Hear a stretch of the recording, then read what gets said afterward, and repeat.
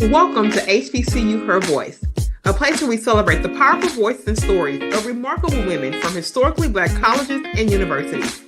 I'm your host, Shanadra Washington, a proud HBCU graduate myself. I'm thrilled to bring you this platform dedicated to amplifying the voice of our community. We dive into inspiring stories of resilience, success, and the incredible impact these women are making in the world. From trailblazing entrepreneurs to innovative leaders, we bring you the stories that matter, showcasing how HBCU experiences shape paths and fuel passions. We'll explore challenges, victories, and wisdom.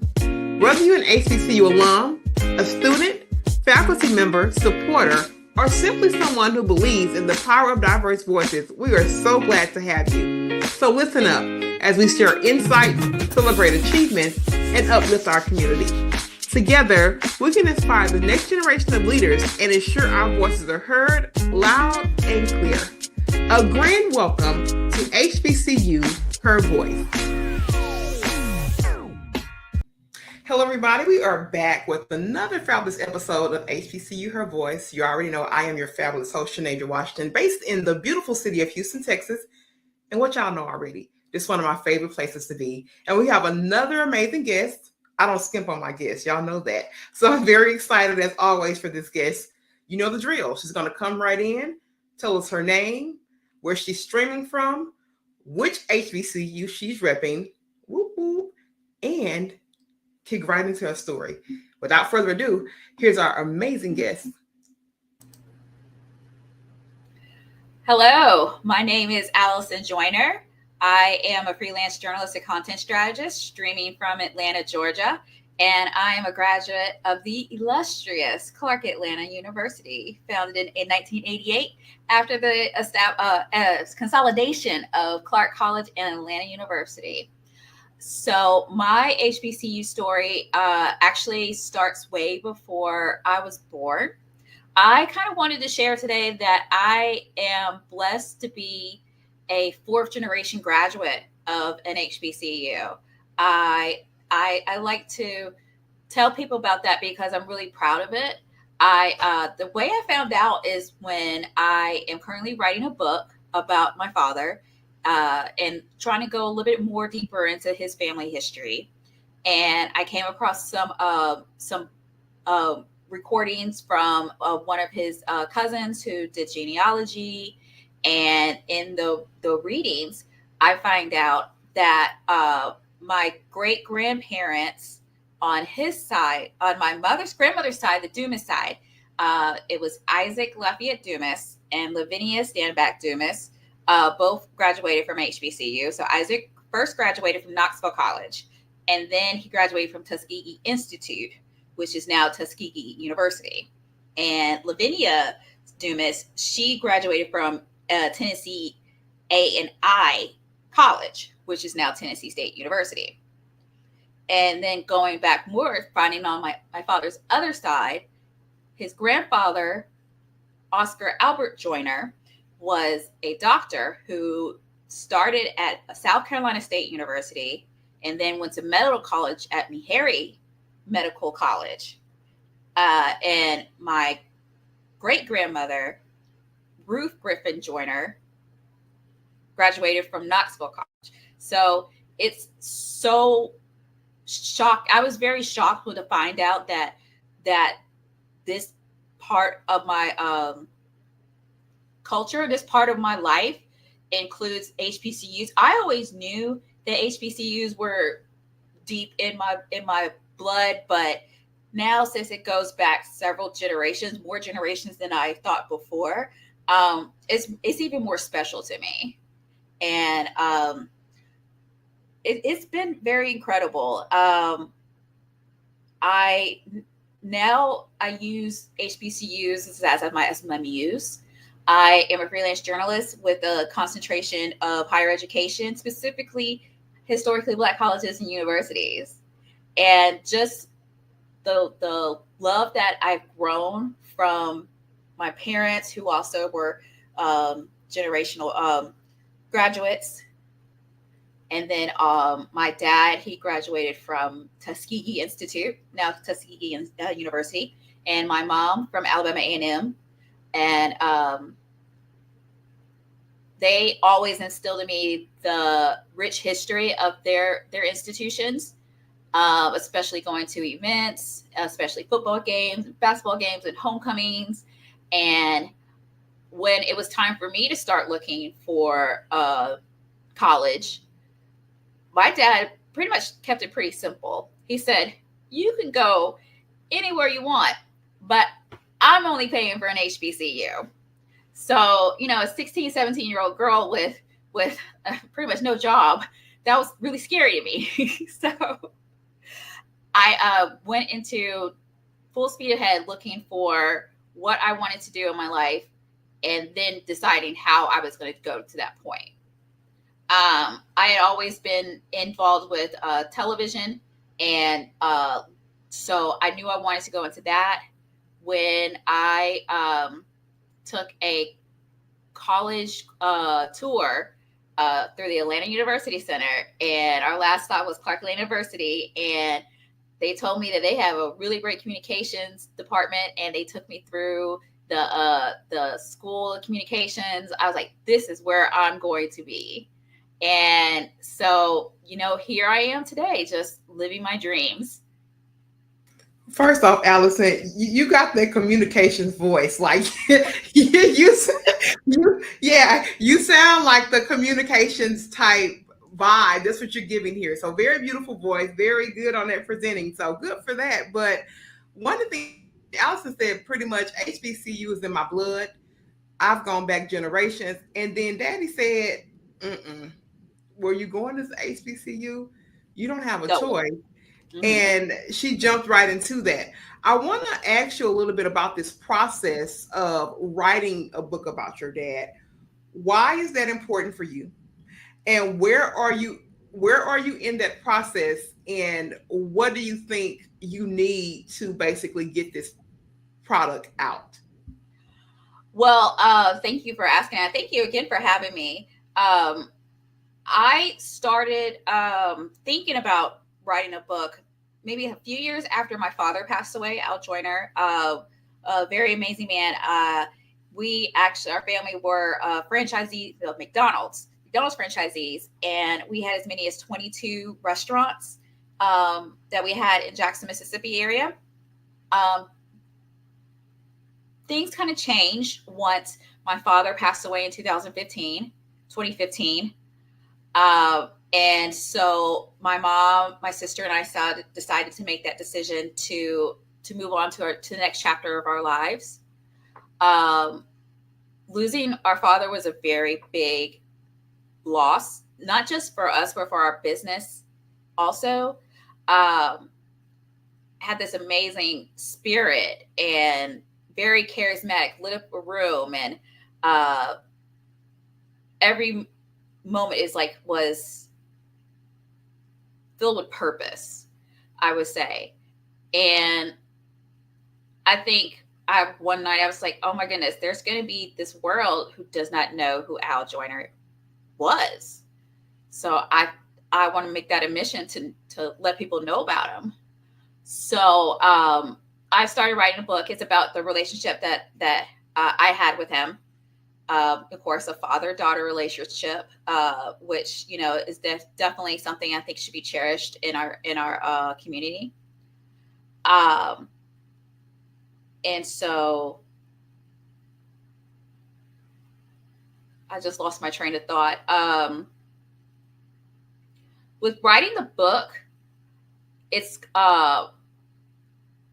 I guess I could go ahead and start talking details about it, but the name of the book is called "If You See Me in the Woods with a Bear, Help the Bear: Life Lessons My Father Taught Me." So when my dad transitioned, I realized that all these sayings that he said to me were pretty much life lessons he was trying to etch into my being, so I could learn in that way. So that was actually one of the sayings. So each chapter is like an essay about a little bit about his background, where he may have gotten the saying from or invented the saying about, and how it applied to me and me being who I am today. But it's in the early developments. So I still in the writing process. I really want to look for a literary agent. So if anybody knows anybody who is looking for a really great author who uh, has this great dad and wants to learn about more about Al Joyner and HBCUs and Black culture and history all together, please, please, please, I would love to meet you. That's awesome. And I honor you and your courage to do that. I have kind of gone through a process. I haven't gone as deep as I want to. And I think I'm letting a lot of things get in the way in terms of, chasing back my lineage. I did start briefly in early 2021 when we were all still kind of closed in for COVID. Yeah. But for you taking the time to write that story, that means a lot, because I've always kind of said, I've written a book already and had it published, but there is a part of me that wants a book that talks more about my family life, more in depth. And so taking the walk to do that, I commend you in that, and great work there. So you mentioned about your dad's legacy. You felt that he taught these lessons and everything was kind of a little nugget. I mean, so much so that you have chapters, right, to write about, right? It's not just one thing, he actually planted a good seed. So for you personally, when you think about your personal legacy and your personal journey, having such a great example, right? Having such a great and phenomenal example, what does that look like for you? What seeds do you want to plant in the earth? And what does legacy and purpose look like for you specifically? Wow. Thank you for asking me that question. I really haven't reflected on it like that. I know that I want to make sure that historically Black colleges and universities are not only able to survive this century, but the centuries to come, and to stay on until as long as we are here on this earth. Of course, they are so important to not just African American history, but American history in general. Bringing up so much of a fabric of what this nation is great about, and so with so many great people who graduated from these institutions, like my family members, they need to be instilled. That's why when I do my writing, I try to find ways to showcase them in my writings, and to kind of give some awareness of what is going on at this school. Like, hey, this school has this going on. This school just received this donation. This school has this great student.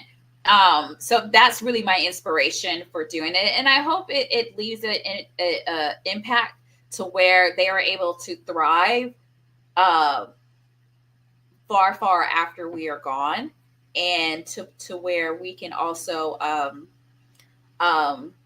everybody would know about how great HBCUs are. This is not this. I definitely know that, a lot of people are finding out about these wonderful schools, but I definitely don't want this to be a fad or a trend. This is something that is very near and dear to my heart, and I want to make sure that it's near and dear to everyone's heart. Yeah, and that's great. And that's why spaces like this is so important, so that we have that conversation and then people are able to see it from multiple lenses, right? You have somebody where it was instilled in her blood that HBCUs were the thing. And then you have people that just find them just because, or, I didn't know, or maybe a friend, encouraged me to go. So the fact that people are now having many kind of inward motions toward the HBCUs, where that wasn't the story back in the day, but the fact that we're driving more conversations, our schools are becoming more visible, it brings me so much pride, because I know how much I love mine and how much I am in support of all of them. So thank you for your light in there. I want to ask you this, because when we read the intake forms, I know our forms are very long, and some people tell me that, but it's strategic because I want to make sure that I cover things with my guests, right? And we have a space to talk about them. Mm-hmm. Something came up about imposter syndrome. Yes. Something came up about that. I feel that there were times in recent history as I was building my business and transitioning from corporate to this space that there was a bit of imposter syndrome that tried to creep up, because what are you doing building this new thing? You're leaving financial services. You're talking about, brand building, storytelling, those type of things. So it tried to creep up. I Mm-hmm. want you to tell me a little bit about your imposter syndrome, what you feel you're doing in that space, and then I'm going to come back with a follow-up question. Whew. It's definitely been a part of my creative process that I wish it wasn't. Um, just having all of the self doubt in my mind, like, is this going to be bad? Will I be able to write something that somebody will want to read? Uh, I like to make people happy, and I don't like people being mad at me. So that puts a lot of pressure, and part of I probably like one of the root causes of the imposter syndrome that needs to go away from my life. But it's it's really frustrating because it definitely hinders on me completing my assignments. Uh, but the grace of God, I am able to finish and write wonderful things that I've even been nominated for awards for. So I'm really, really thankful. Okay, that's good. But let me just tell you, the people pleasing, Mhm. it will knock you out every time. I am in a phase in my life where it's a thing, and someone just posted literally before we came on today, and she was Mhm. talking about these transitioning relationships, like as you're moving on to certain things or whatever, and you're getting to a different headspace, and Yeah. then you want to still be with these people. You don't have anything, but you're just not in the same headspace, so the space is not the same anymore. And one of the things that I had to be free from was that as my mind expands, as I reach for other things, right? It doesn't mean that I have any dislike or anything for anybody else, right? But I can't go back. I can't go backwards and have my mind condensed to maybe where they are. Mm. So being confident in my journey and saying, like, this is where I am. I'm going to reach for the next thing. You welcome to go on the journey. I'm a, grab them by the arms kind of girl. But if you don't want to go, I'm not going to shrink down to please you. Mm. Can't do that anymore. Just not worth it. And the other thing about imposter syndrome is that many women do not diarize track of all the great, wonderful things they do. So when it comes time to present, project, they act like they don't have nothing to say Mhm. because they haven't taken that reflection part back and own their story and their journey to be able to present that. So I want to Yeah. ask you this. What to date do you think has been your biggest accomplishment, and why are you so proud of that accomplishment? Ooh. Um, what's with all these questions today? Uh, Now, listen, Allison, I tell people this, this is my vibe in the podcast. You're going to get a real life interview. I am operating finally, and I do this live in what I'm supposed to do. So Mhm. that's why it feels like this. And this is a space I ran from. I probably said this on half of the recordings that we've done thus far. But Yeah. it's important for me to have a space where we have the conversations that matter. So these are the things that we talk about when you say you're driving or moving from imposter syndrome.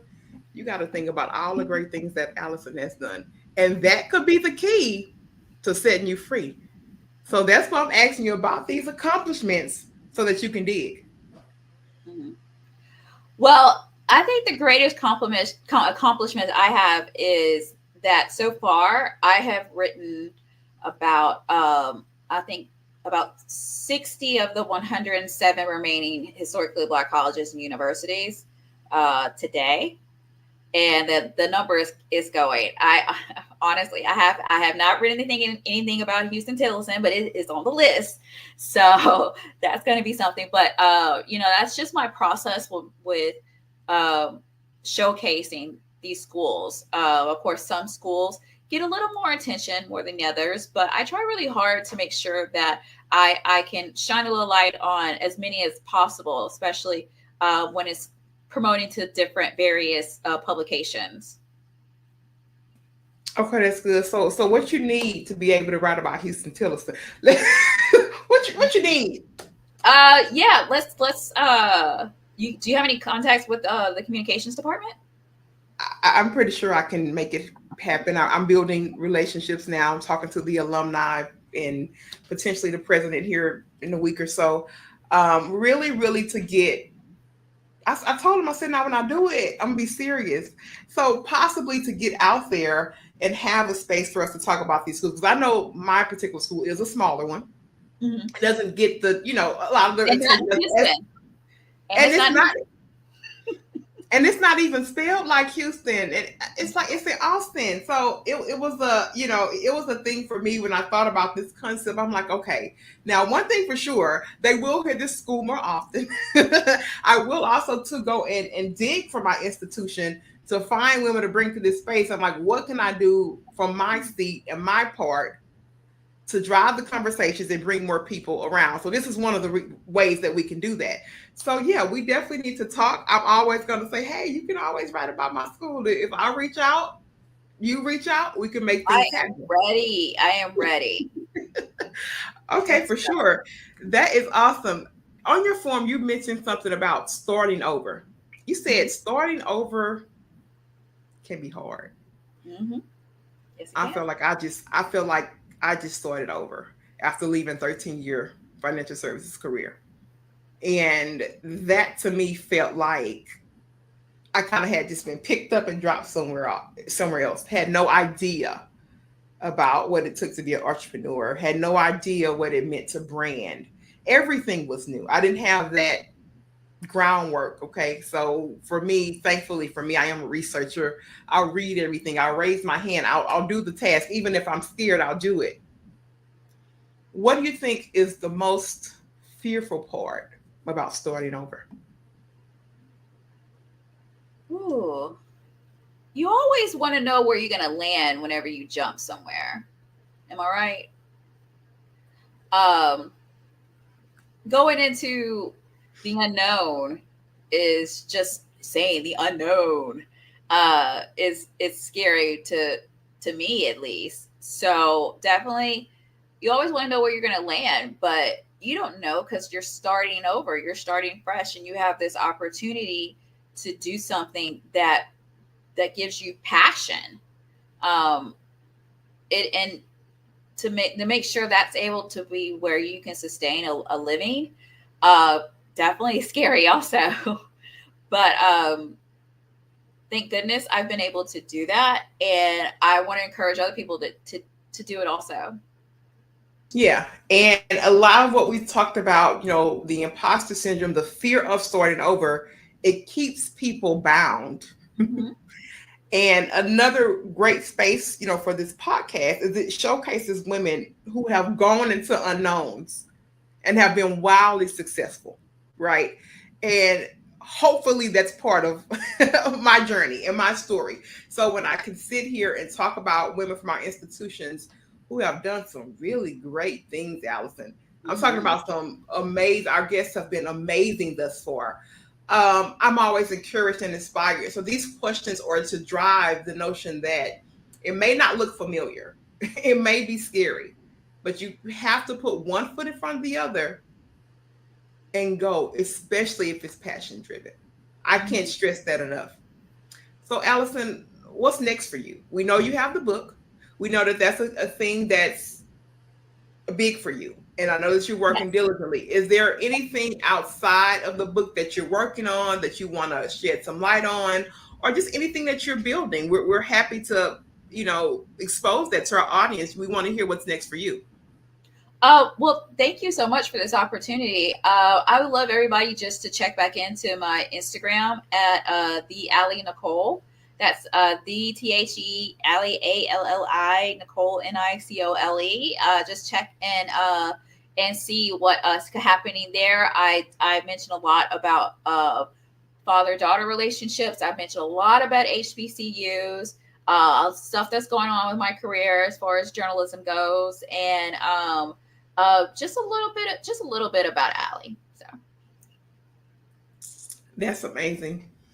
I have to give a reflection question. I don't get to ask it on each show, but when we have time, I love to ask this one. I play with the number a lot. Sometimes it's 18, it's 21, it's 25. But I'm gonna go 21. I want you to think about the 21-year-old Allison. I don't know where she was in the world, how she viewed the world, what was going right, what was going wrong. I don't know. But if you could speak to her from your seat now, is there any piece of advice that you would give her, any piece of encouragement that you would give her, or just some type of overall message of really reflection, growth, hurt, whatever it looks like? What would you tell 21-year-old Allison? well, when Allison was 21, that was right after September 11th. I that's actually part of my HBCU story as well. I was a member of the Clark-Atlanta University Philharmonic Society. I had just finished my first English course, and was walking towards the quads to go for convocation. We were going to perform there. I walked to the Science Research Center across the quad, and I find my fellow alto. She was really discouraged and holding her phone in her hand, just looking at it, like waiting for it to ring. And me and the others were like, "What's going on? What's going on?" She said, "There's a plane that just went through the Pentagon, and I cannot get in touch with my aunt."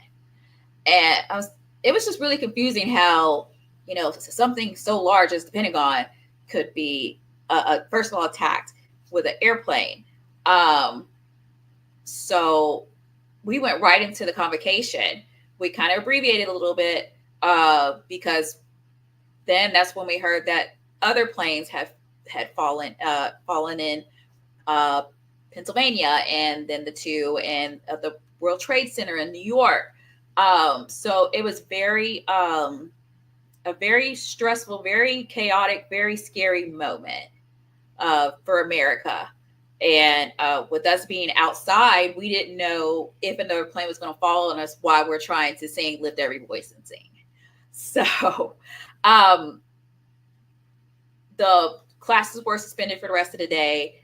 I didn't really realize what happened until I turned on the TV and saw what everybody was talking about, what they described was nothing what I saw.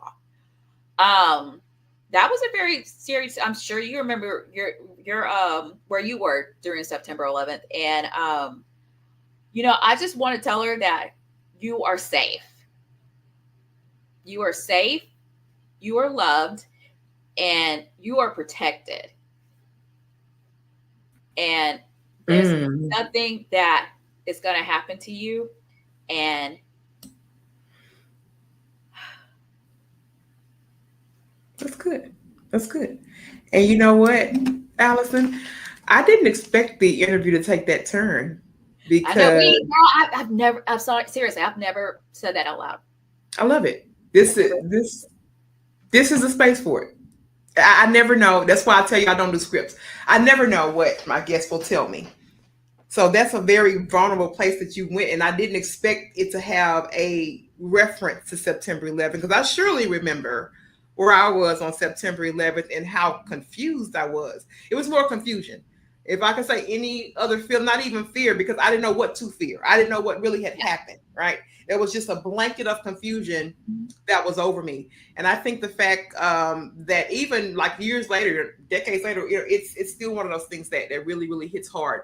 So thank you for sharing that. And now that, that makes me reflect a little bit more, because sometimes at these critical ages, we are at spaces where the world is changing. So who would have known that I would have picked 21 versus 25 or 18 to cultivate a space for you to say for the first time out of your mouth that. So I feel good, Allison. I feel real good about that moment. And I thank you so much for sharing it. I want to cue to your final thoughts. We're wrapping up our segment. So I want you to, if nothing else, Allison wants you to get these couple things from her this interview or whatever she wants to share. We're going to cue to you for your final thoughts and let you do it and have it in the way that you want to do it. So, are you ready for your final thoughts, Allison? No, never will be. I kind of knew you was probably going to say something like that, but it's okay. We're still going to cue. We're still going to cue. You created the space. There's a space To Allison's final thoughts. Come on, Allison. We ready. We ready for your final thoughts. Well, Deandra, I really appreciate you bringing me and having me on this your wonderful podcast. I'm so thankful that you have created this opportunity for me to tell my story and to tell people about how great HBCUs are and how great Al Joyner was and how living in a life with purpose is very important. And thank you so much for just opening this up for me. And of course, if you ever need me to come back, I definitely would love to. Allison, did you just say you was gonna come back? Well, if I was invited. Oh, okay. I didn't know because Allison, like, what's with the questions? We want to make sure.